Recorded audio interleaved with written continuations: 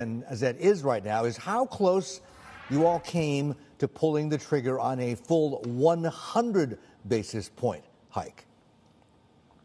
Yes, thank you, and it's great to be talking with you. I would say we had more discussion around a 75 versus 100 than we had around a 50 versus a 75. So you can see where the balance of the committee were in our discussions. I think your introduction kind of misses everything, misses the level. You talk about a lot of changes, but you have to realise we came from a record low official cash rate, as has the rest of the world. So we've had to do a lot of lifting just to get back to the start line on the official cash rate. And now I can say we are unambiguously contractionary in our monetary position, where we need to be, given where the capacity of the economy is at present. So unambiguously in contraction mode.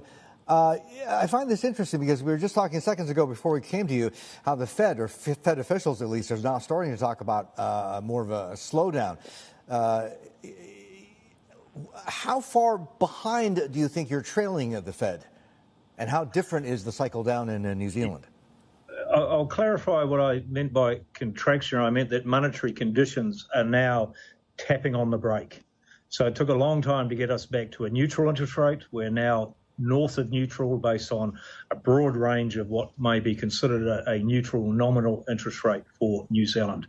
We need to be north of that, and we are there after a long period of tightening to get here. In terms of the economic activity, we are still going very strong, very fast here in New Zealand. The level of employment is at record highs, the level of labour force participation rates at record highs.